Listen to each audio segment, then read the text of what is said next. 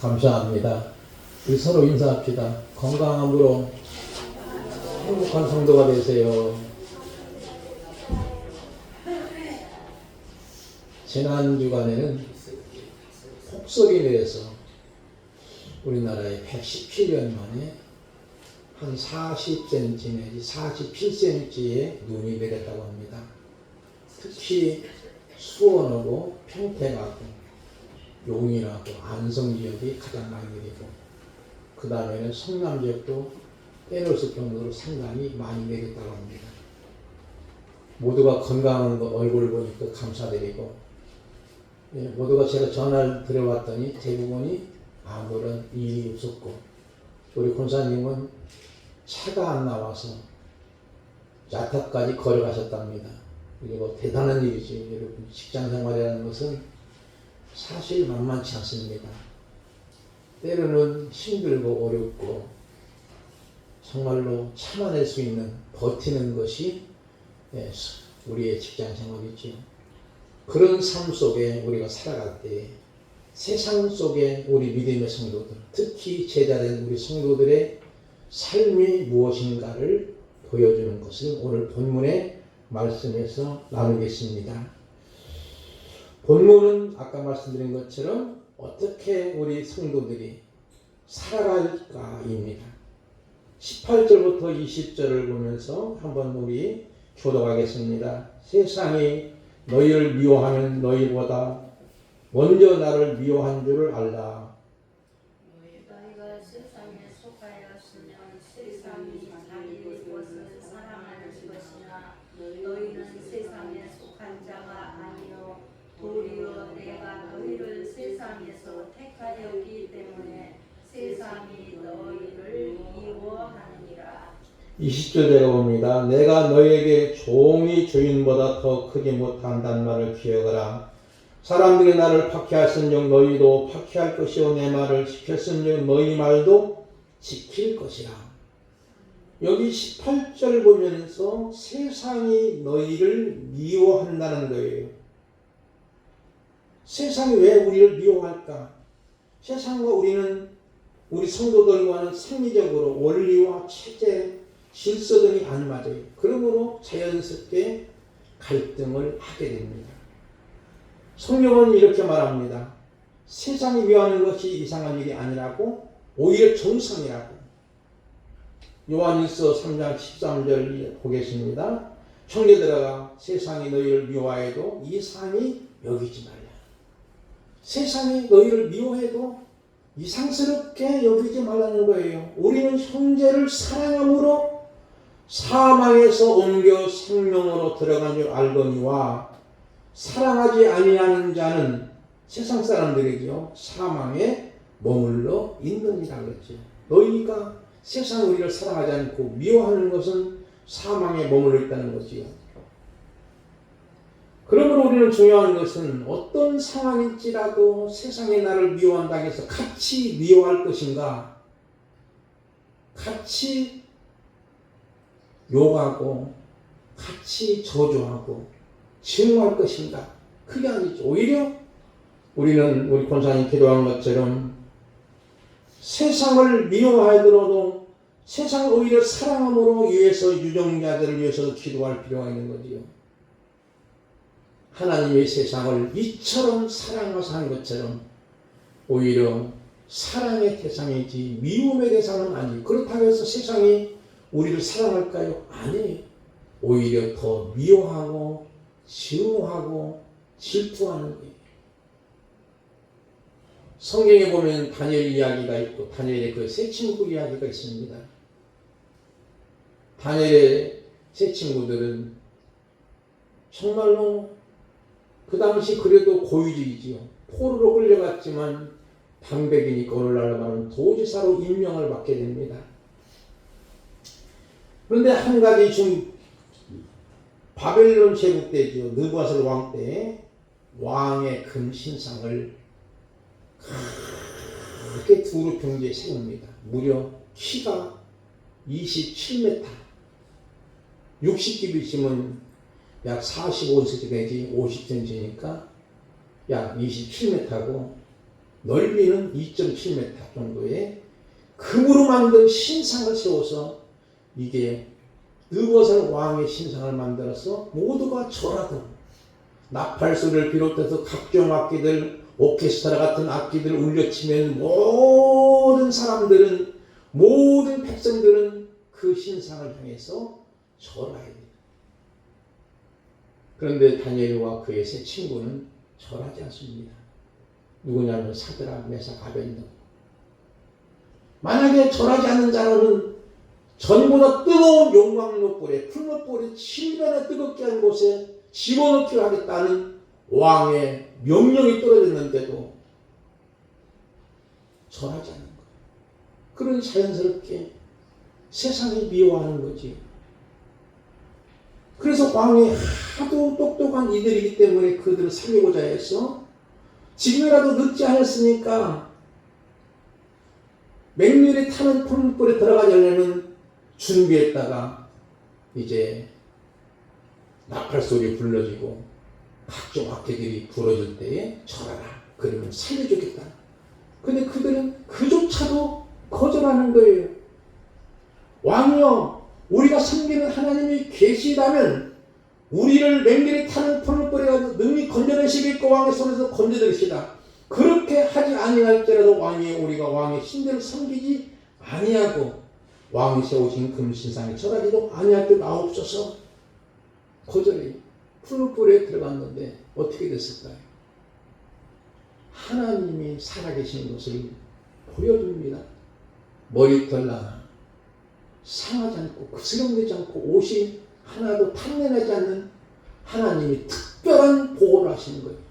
특별보시.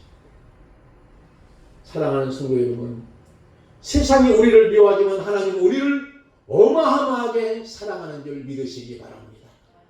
엄청나게 사랑합니다. 하나님이 우리를 얼마나 사랑하냐면 하나밖에 없는 독특한 아들 독생자를 주시기까지 전부를 주셔서 우리를 살려내시는 그 하나님의 사랑 때문에 우리는 아무리 세상이 미워하지라도 망하는 자가 아니고 우리는 성공자가 되고 승리자가 되는 줄 분명히 믿습니다.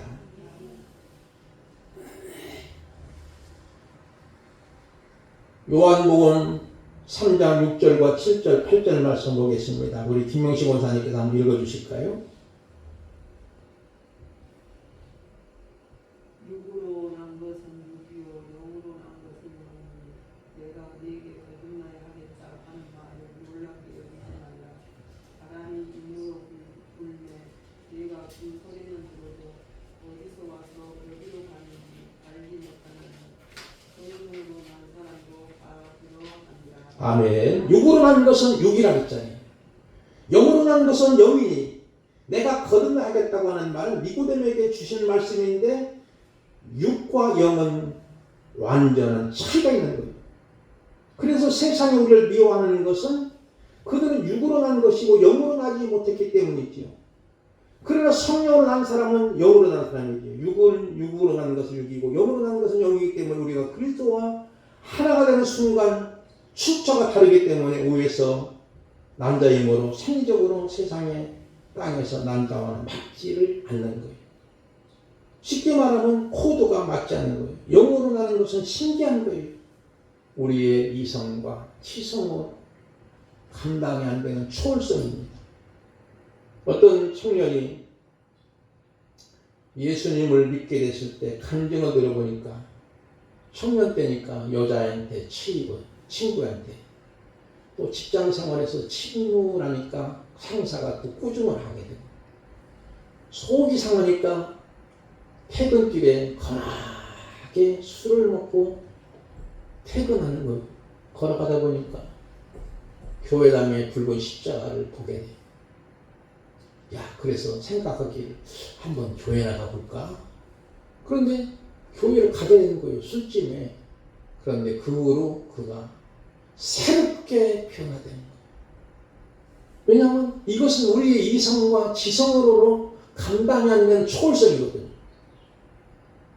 어떤 분은 또 몸이 많이 좀 안 좋아서 배가 막 땡기고 아프니까 병원에 가려고 막 하는데 평소에 아는 집사님이 여보게 내가 한번 하나님께 기도해 줄까? 다른 때 같으면 무슨 기도해? 나 예수도 안 믿는데 거절할 거면 거절하는데 그날만큼은 허락이 되는 거예요. 그럼 기도를 받고 나서 배가 사르르 아팠던 것이 점점점 나아지는 거예요. 그리고 병원에 가지도 않고 깨끗이 나와서 그대로 예수님을 영접해가지고 집사님이 된 거예요. 이런 모습은 뭘까요? 바로 육으로 난 것은 육이지만 성령으로 난 사람은 언젠가는 거듭나는 줄 믿습니다. 그러기에 세상은 우리를 미워하는 거예요. 그를 영접하는 자, 그 이름을 믿는 자들에게는 하나님의 자녀가 되는 권세를 주셨으니 이는 혈통으로나 육종으로나 사람의 뜻으로 나지 아니하고 하나님께로 나는 자들이라 말씀합니다. 그러므로 믿음은 하나님의 선물인 줄 믿습니다. 요한복음 16장 9절 말씀을 볼까요? 죄에 대해서라면 그들이 나를 믿지 아니하며 그랬잖아요. 그러니까 죄는 첫 번째 예수님을 안 믿는 거예요.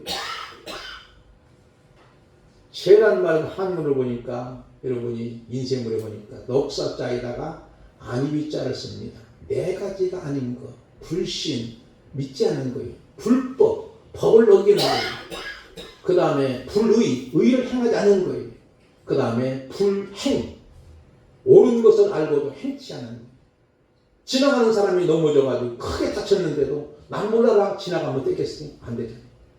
선을 알고도 행치 않는 것도 야고보 사도는 죄라고 말합니다. 도덕적이고 윤리적인 죄를 짓는 것은 대부분이 예수님을 알지 못해서 그래요. 요즘에 정치인들이 그래요. 죄를 많이 짓고도 죄가 없다. 오리발을 내미지 않습니까? 왜 그러냐면 예수님을 진정으로 모르는 거예요. 그러나 예수님을 진정으로 알게 되고 믿어지게 되고 성령으로 난 사람은 윤리적인 면, 도덕적인 면에서 죄를 짓지 않으려고 몸부림을 치게 되는 줄 믿습니다. 그러므로 이러한 세상에서 우리의 삶은 어떻게 살아가는가요?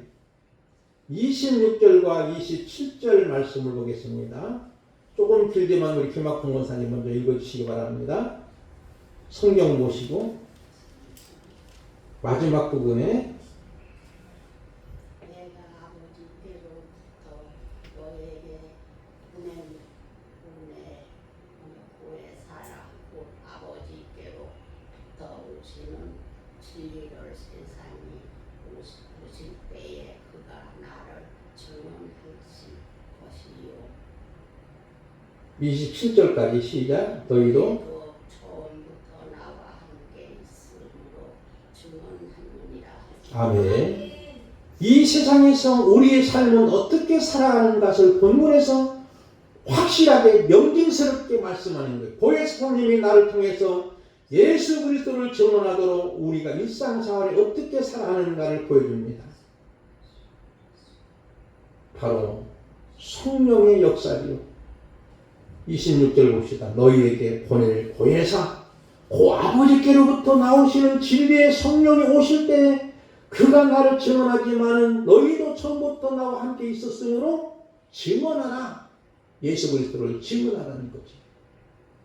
사도행 1장 8절 말씀처럼 우리가 성령을 받이는 권능을 얻고 예루살렘과 유다와 딴 것까지는 내 증인이 되리라 하는 것처럼 성령의 역사야만이 증인된 삶을 살아가게 되는 줄 믿습니다. 보통 간증을 드리면 돌아온 간증은 많은데 내가 어떻게 그리스도와 함께 살아온 간증은 별로예요. 사실 이것이 중요합니다. 우리가 보통 단기 선교, 길거리 선교, 모란장에 햇빛가로 외치는 전도하는 것을 보지만 과연 전도자의 일상생활이 어떠한가가 더 중요합니다. 일상의 생활이 중요해요. 우리의 직장생활 만만치 않습니다. 그러나 그 직장에서도 살아계신 하나님을 나로 통해서 드러내는 삶이 된다면 일상의 전도가 되는 줄 믿습니다. 멀리 가서 우리나라, 태국이나 아니면 캄보디아나 아프리카나 우간다나 이런 나라 가서 선교하는 것보다도 더 유대한 것은 우리의 직장 생활 속에서 일상 생활에서 성령의 충만한 가운데 성실하게 감당할 때 비로소 그 전도가 최고의 전도인 줄 믿습니다. 우리의 가정도 마찬가지고 우리 직장도 마찬가지고 너는 예수쟁이야. 우리가 사회생활 하다 보면 저도 안 믿는 사람들 같이 식사도 자주 하거든요. 한 달에 한 번씩. 그러면 그분들은 술을 드시고 맥주도 드시고 소주도 먹고 그래서 저는 알고 그분들이 목사님은 음료수 드려야지. 그렇습니다. 사이다나 콜라를 주십시오. 그런 모습이지. 일상생활에서 하여튼 그러면서 우리가 그들과의 교제를 한다 할지라도 그들 속에 자연스럽게 예수 그리스도의 십자가의 복음을 전하는 거예요. 저는 어느 쪽에 그런 얘기를 하거든요. 정치인들이 그런 얘기를 가끔 이용하잖아요. 그러면 그런 얘기를 이용하면서 바로 성경은 이렇게 얘기했습니다. 성경은 이렇게 말씀했습니다. 이렇게 갖고는 간혹 얘기를 하니까 그렇군요. 또 그렇게 또 그 사람들이 응답을 합니다. 오늘 말씀은 무엇보다도 요셉 이야기를 통해서 일상생활이 어떻게 전도가 되는가를 찾을 수 있습니다. 창세기 37장 18절, 19절, 20절까지 우리 차인수 원사님 한번 읽어주실까요? 요셉이 그들에게 가까이 오기 전에 그들이 요셉을 멀리서 보고 죽이기를 꾀하여 서로 이르되 꿈꾸는 자가 오는도다. 자, 그를 죽여 한 구덩이에 던지고 우리가 말하기를 약한 짐승이 그를 잡아먹었다 하자. 그의 꿈이 어떻게 되는지를 우리가 볼 것이니라 하는지라. 아멘. 요셉이 아버지로부터 남달리 편애를 받습니다. 12아들 중에 최고로 요셉을 사랑하는 거예요. 물론 베냐민이 낳기 전이니까 11째지. 근데 아버지의 편애 때문에 형들이 시기하고 질투하고 그래요. 특히 요셉이 꿈을 꾸는데 곡식단이 있는데 11개 곡식단은 자기 형제들의 곡식단이 자기의 곡식단에 꾸벅꾸벅 곡식단이 졸아나는 거예요. 그리고 해와 달과 별, 해는 아버지를 의미하고 달은 어머니를 의미하고 별들은 형제들을 의미하는데 11별들이 자기 별에게 절하는 모습을 그 얘기를 자기만 알고 있었으면 되는데 형들에게 이야기하는 거예요. 뽐낸다고. 그러니까 형들이 가만히 들어보니까 기분 나쁘거든요. 왜? 우리가 저에게 절한다는 거죠. 기분 나쁘잖아요. 그래서 시기하고 질투하는 상황에 있었어요. 그런 상황에서 요셉이 아버지의 심부름을 통해서 형들의 먹을 것을 바리바리 싸가지고 아버지가 보내는 거예요. 야, 너 형들이 지금 저 멀리 가서 양을 치고 있는데 이것 좀 갖다 줘라. 예. 그리고 간 거예요. 갔는데 형들이 먹을 것을 받고 나서 동생을 죽이는 양을. 야, 저 꿈꾸는 자가 온다. 이번 기회에 있으니까 이번엔 저를 죽이고 옷을 벗겨가지고 죽이고 옷은 보내고 짐승이 잡아먹었다 하자. 이렇게 하는 거예요. 그때 누벤이 큰형이 그래도 장자답게 야, 죽이지는 말자. 그냥 구덩이만 넣고 죽이지는 말자. 그리고 구덩이에 집어넣고 동생이 바리바리 싸운 음식을 자기들은 둘러면서 먹으면서도 동생 요셉이 구덩이 속에 형님들 나 좀 살려주세요. 나 좀 살려주세요. 나 좀 살려달라고 고래고래 소리를 질러도 들은 채만 차고 음식을 짜박짜박 먹기만 하는 그 형들의 모습을 얼마나 마음이 애통하고 고통스럽고 억울하고 그럴까요? 그러다가 나중에 형들이 건져내가지고 야, 우리 기왕이면 꼭 먹고 알 먹잖아요. 그래가지고 노예로 팔아는 게 지나가다 보니까 노예 상인 이스마엘 사람이 딱 있는 거예요. 그래서 은 20에 예수님이 30에 팔려듣기 은 20에 요셉을 팔았는데 요셉이 팔려가지고 또 어디로 팔리냐면 애굽 나라로 끌려가지고 애굽 나라의 친위대장 보디발 집에 그래도 대단한 세도가예요. 그 집에 종들만 약 800명이 된답니다. 그런 집의 노예로 팔리는 거예요. 또. 그래서 이제 역사의 카메라는 애굽 땅을 향해서 비치고 있는 모습을 보는 거죠. 그래서 요셉이 노예살이를 하는 거예요. 종살이 하는 거예요. 오늘 같으면 직장 생활이라고도 생각할 수 있죠. 월급 받지 않는 직장 생활을 하고 있는 안타까운 모습입니다. 거기에 창세기 39장 1절 이하에 있는 말씀인데 한번 교독해 볼까요? 인셈을 있습니다. 제가 1절 보면 요셉이 이끌려 애굽에 내려가며 바로의 신하 친위대장 애굽 사람 보디발이 그를 그리로 데려간 이스마엘 사람 손에서 요셉을 산이라. 여호와께서 요셉과 함께 하심으로 그가 형통한 자가 되어 그의 주인 애굽 사람의 집에 있으니 그의 주인이 여호와께서 그와 함께 하심으로 또 여호와께서 그의 범사에 형통하게 하심을 보았더라.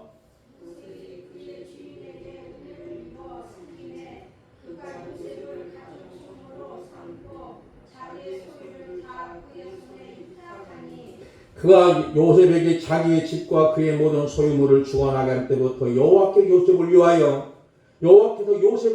그 애굽 사람의 집에 복을 내리심으로 여호와의 복이 그의 집과 밭에 있는 모든 소유에 미친이라 하지. 요셉이 졸지에 귀용자가 애굽 땅의 노예가 됐습니다. 그런데 성경은 요셉의 노예 생활의 현장을 뭐라고 성경은 말씀하시는가요? 요셉과 하나님이 함께 하시고 그가 형통한 자가 되어 말이 안 되잖아요. 지금의 노예 자리에 하나님이 함께 하셨다는 거가 형통한 자가 되어 이 같은 말씀 이해가 되시나요?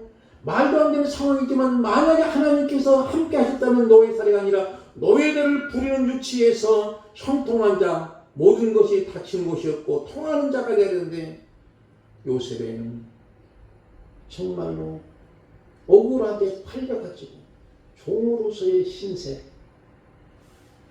정말 안타까운 것. 얼마나 그 속에 원한이 있을까요? 그런데도 하나님이 그와 함께 하셨고 그가 형통한 자가 됐다고 하는 것은 우리 이성으로 지성으로 이해가 안 되지만 하나님이 함께 하시면 어떤 상황에도 형통한 자가 되는 줄 믿습니다. 내가 좋은 위치에서 떵떵거리고 권력에 좋은 위치에서 앉아있을 때 그때가 형통한 자일까요? 비록 낮은 곳에 있을지라도 그곳에서 하나님과 함께하고 그곳에서 찬송 소리가 있고 기도 소리가 있고 예배하는 자가 된다면 그게 바로 하나님이 함께 하시는 것이고 진정으로 형통한 자가 되는 줄 믿습니다. 4절 말씀 보니까 창세기 39장 4절 요셉이 그의 주인에게 은혜를 입어 주인에게 은혜를 입어 쓴 거예요. 그가 요셉을 가정충으로 삼는 거예요. 노예에서 이제는 신분이 급상승하는 거예요. 이제 가정충무니까 아까 말씀드린 것처럼 그 집의 종들만 800명 정도 되니까 800명과 그 재산 모든 것들을 관리하는 자가 됐으니 어마어마한 유치에 올라가는 거예요. 왜? 보디발이 친위대장 보디발이 딱 보니까 그가 성실하거든.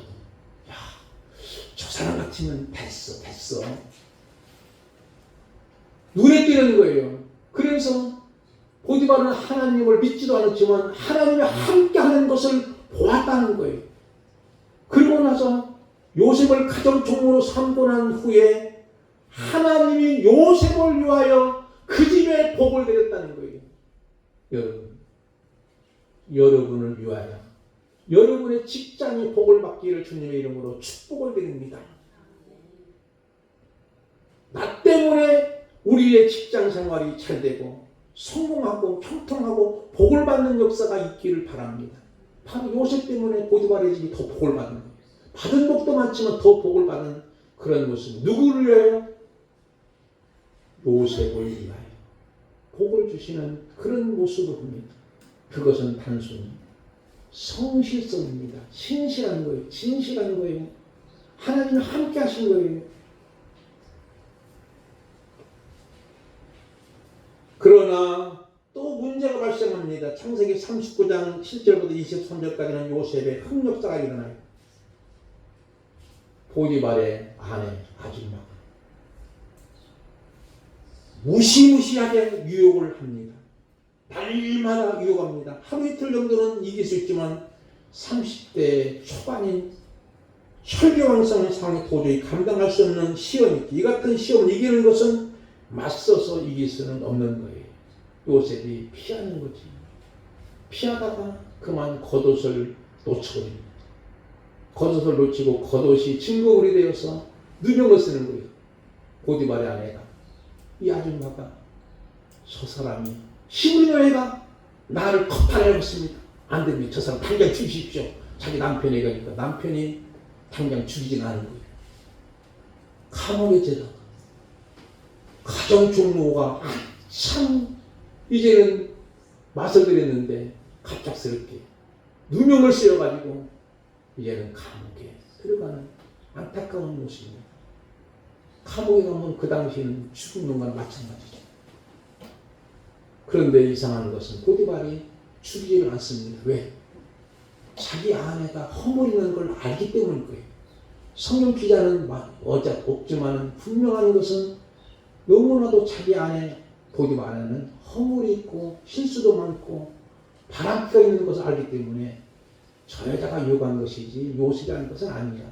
그래서 체면상 할 수 없이 그냥 감옥에만 집어넣은 거. 근데 감옥에 가서도 그는 성실한 거. 한번 볼까요? 창세기 39장 21절 이하에 한번 우리 순영자 사모께서 한번 읽어주실까요? 여호와께서 요셉과 함께하시고 그에게 인자를 더하사 간수장에게 은혜를 받게 하시매 간수장이 옥중 죄수를 다 요셉의 손에 맡김으로 그 재판 사무를 요셉이 처리하게 하고 간수장은 그의 손에 하십니다. 여호와께서 그를 범사에 형통하게 하셨더라. 아멘. 아니 세상에 감옥에 갔으면 고통스럽고 애통해야 되고 불통해야 되고 정말 지옥 같은 삶을 살아야 되는데 하나님이 함께 하시는데도 그 감옥에서도 형통케 하였다라고 하는 거예요. 이해가 안 되잖아요. 그런데 그 속에서도 너무나도 성실하다 보니까 재반 모든 옥중의 사물을 맡는 총무일을 보게 되는 거예요. 이 상황에서 저는 깨달은 것이 요셉은 감옥에 있을지라도 노예로 종으로 있을지라도 하나님이 함께 하셨고 성실하더니 하나님이 그를 가정에서는 가정 총무가 됐고 감옥에서는 감옥의 총무를 맡고 나중에는 보니까 애굽 나라의 국무총리가 되는 놀라운 하나님의 섭리를 발견하는 거예요. 이미 하나님을 준비시키는 거예요. 총리를 보게 하는 것은 나라의 대국의 120도가 넘는 애국 대국의 총리 대신으로 쓰려고 하는 하나님의 깊은 섭리가 있었던 모습을 보는 겁니다. 사랑하는 성도 여러분, 말씀을 맺어볼까 합니다. 우리는 과연 하나님 함께 하신다는 것이 뭘까요? 특별한 이벤트일까요? 반복되는 일상생활에 버티는 거예요. 간혹 은혜 받은 성도들이 문제점은 이번에 큰 은혜를 받았으니 직장생활 힘들으니까 그만 때려치고 저쪽은 오지나 아프리카나 동남아시아 등에 선교사를 가겠다고 합니다. 가만히 성례를 보면 지금 일상생활에 직장에서 버티기 어렵고 스트레스 받으니까 선교 가겠다고. 그러나 그게 아니에요. 직장생활 속에서 일터에서의 여러분이 선교 생활이 더 소중하고 더 유대한 줄 믿으시기를 바랍니다. 은혜란 일상생활을 때려치는 것이 아닙니다. 선교 현장에서 일상생활이 더 선교가 어렵습니다. 매일매일 버티며 살아가고 압박을 당하기도 합니다. 그런 가운데 성실하게 일하는 것이 일상 선교죠. 이것이 바로 제자의 삶이죠. 주님의 증인의 삶입니다. 27절, 26절, 27절에 우리가 일상생활 주님을 증언하는 사람 무엇보다도 성령이 충만합니다. 때로는 힘들고 여러 가지 시험도 있을지라도 그런 가운데 온전히 기쁘게 기면 믿음의 실은 인내를 만들어내서 온전히 이루게 되면 너희 온전한 고백에 조금도 부족함이 없도록 복을 베풀어 주십니다. 이런 은혜가 저와 여러분에게 꼭 있어 지시기를 주님의 이름으로 축복을 드립니다. 우리 찬송가 336장입니다.